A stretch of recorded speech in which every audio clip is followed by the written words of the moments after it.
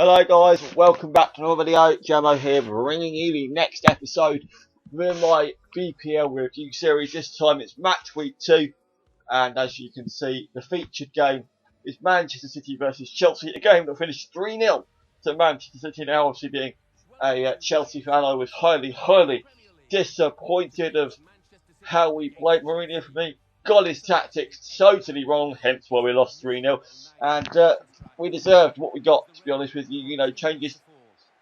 The defensive line, especially Ivanovic, was just poor. He obviously got ripped apart by Montero in the opening week against Swansea, and it was ripped apart primarily by Sterling at the weekend.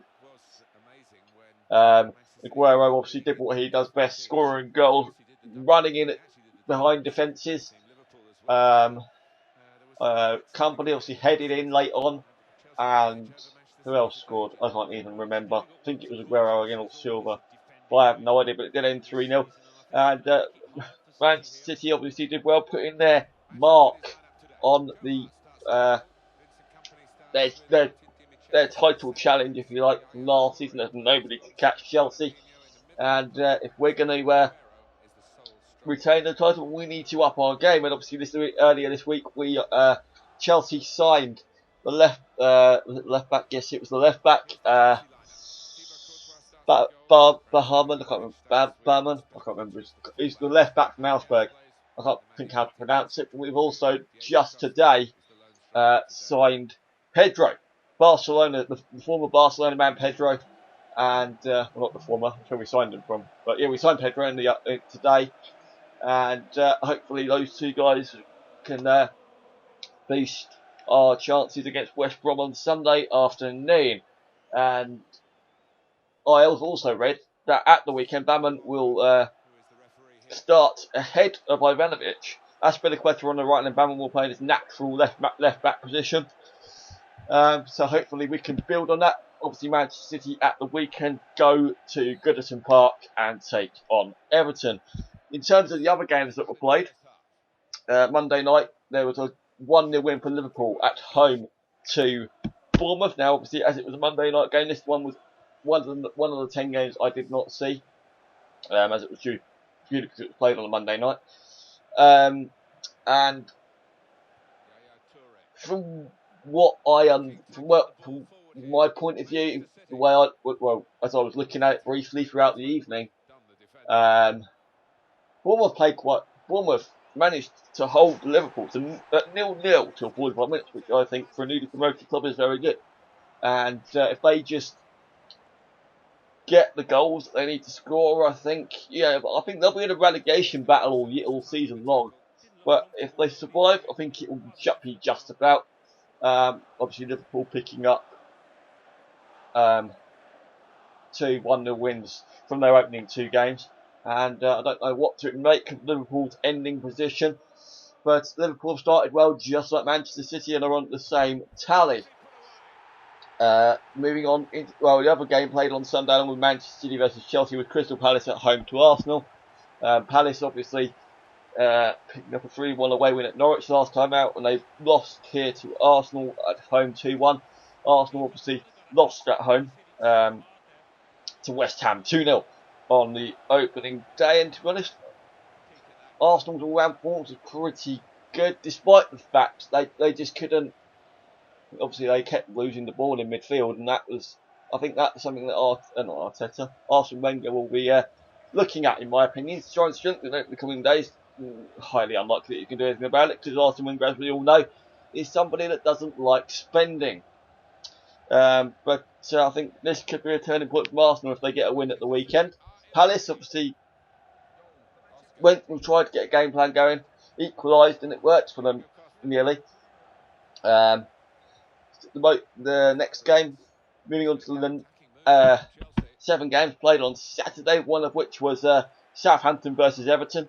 A 3-0 win for Everton, who played phenomenally well. Romelu Lukaku especially, scoring a header early on, and scoring a second, as well as Barclays scoring Everton's third late on. Everton, what did they do? They drew against Watford, didn't they, in the first week? So that was a massive improvement for them. And I think if Everton can win again, they will obviously be pushing. I think, for me, if Everton, obviously last season Everton didn't do particularly well, so we're looking to get themselves back into the European places for next season. And I think they will finish in the Europa League, or if they really are lucky, they'll finish in the Champions League, but I can't see that happening.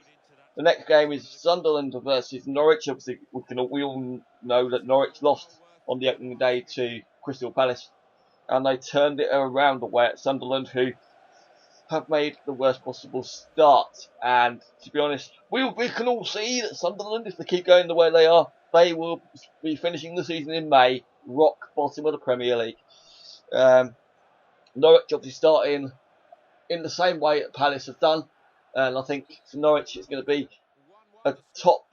it's going to be mid-table, but top of the bottom half, if you see what I mean. So they'll finish like 10th, 11th, 12th, possibly 13th, if you see where I'm going with that.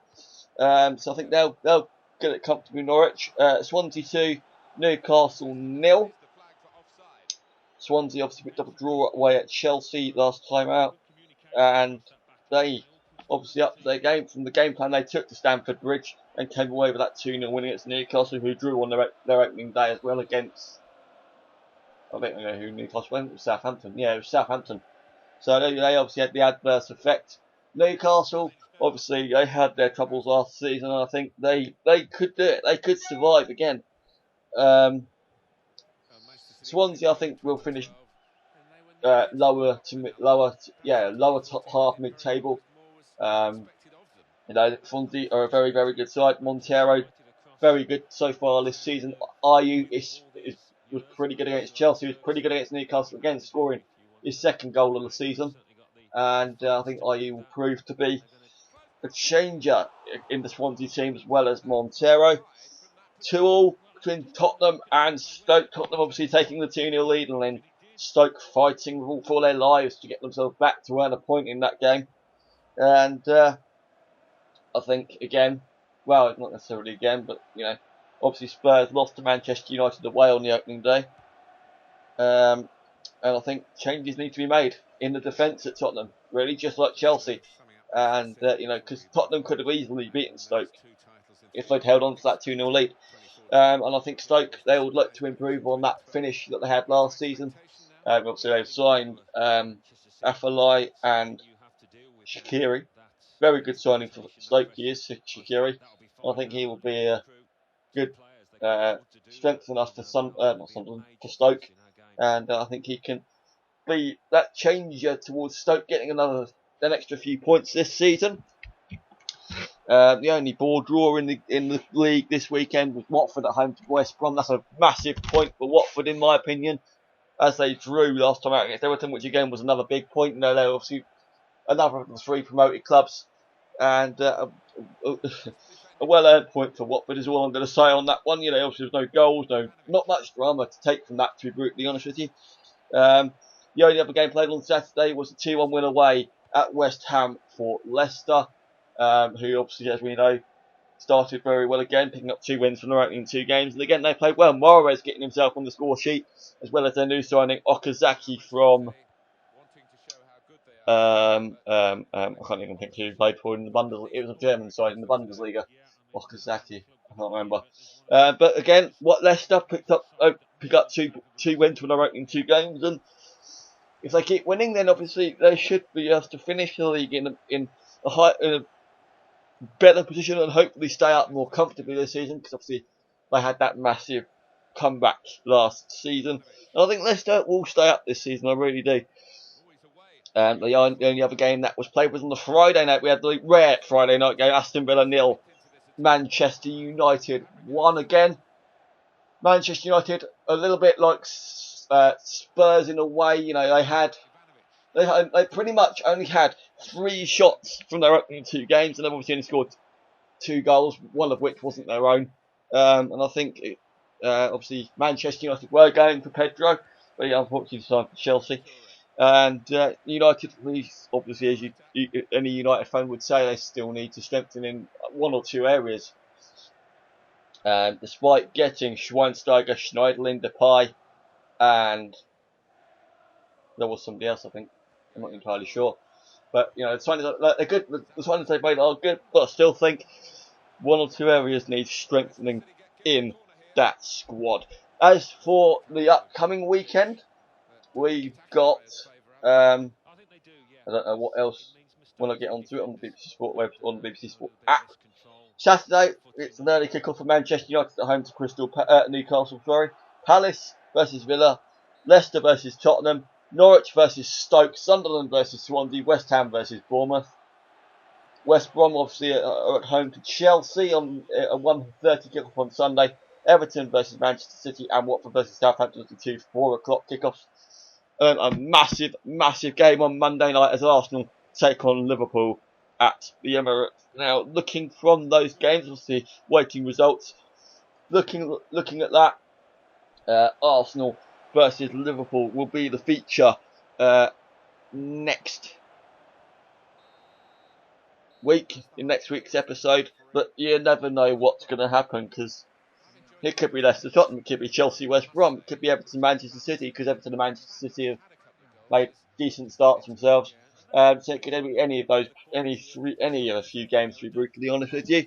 But that will do it for the second week of the BPL season. I'm thoroughly enjoying it so far, despite Chelsea's emphatic 3-0 loss against Manchester City, which was thoroughly deserved, as I said at the beginning. But thank you very much for watching. Opinions are appreciated. This is obviously something I've never done on my channel before, and I would like some critical feedback if you think there's areas that need changing. So thank you very much for watching. Like, comment, subscribe, and I will see you in the next episode next week. See you later.